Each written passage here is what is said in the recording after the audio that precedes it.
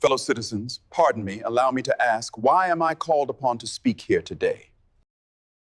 Now, take the Constitution according to its plain reading, and I defy the presentation of a single pro-slavery clause in it. On the other hand, it will be found to contain principles and purposes entirely hostile to the existence of slavery.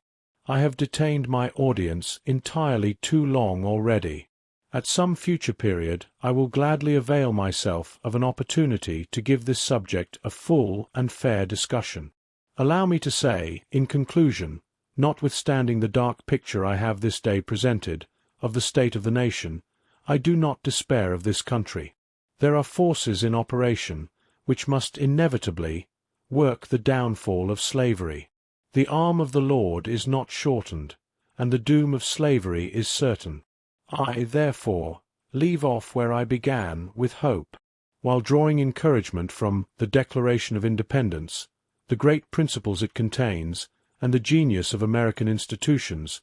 My spirit is also cheered by the obvious tendencies of the age. Nations do not now stand in the same relation to each other that they did ages ago. No nation can now shut itself up from the surrounding world and trot round in the same old path of its fathers without interference. The time was when such could be done. Long-established customs of hurtful character could formally fence themselves in, and do their evil work with social impunity. Knowledge was then confined and enjoyed by the privileged few, and the multitude walked on in mental darkness. But a change has now come over the affairs of mankind. Walled cities and empires have become unfashionable. The arm of commerce has borne away the gates of the strong city. Intelligence is penetrating the darkest corners of the globe. It makes its pathway over and under the sea, as well as on the earth.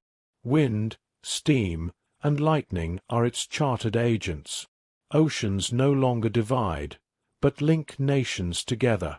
From Boston to London is now a holiday excursion. Space is comparatively annihilated.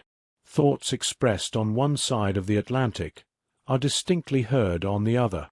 The far-off and almost fabulous Pacific rolls in grandeur at our feet. The celestial empire, the mystery of ages, is being solved. The fiat of the Almighty, "Let there be light," has not yet spent its force. No abuse, no outrage whether in taste, sport or avarice, can now hide itself from the all-pervading light.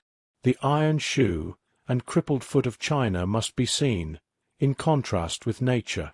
Africa must rise and put on her yet unwoven garment. Ethiopia shall stretch out her hand unto God. In the fervent aspirations of William Lloyd Garrison, I say, and let every heart join in saying it, God speed the year of Jubilee the wide world o'er, when from their galling chains set free, oppressed shall vilely bend the knee, and wear the yoke of tyranny like brutes no more. That year will come, and freedom's reign, to man his plundered rights again restore. God speed the day when human blood shall cease to flow. In every clime be understood the claims of human brotherhood, and each return for evil, good, not blow for blow. That day will come all feuds to end, and change into a faithful friend each foe. God speed the hour, the glorious hour, when none on earth shall exercise a lordly power, nor in a tyrant's presence cower, but all to manhood's stature tower by equal birth. That hour will come to each, to all, and from his prison house the thrall go forth. Until that year, day, hour, arrive, with head and heart and hand I'll strive to break the rod and rend the gyve, the spoiler of his prey deprive, so witness heaven. And never from my chosen post, whatever the peril or the cost, be driven.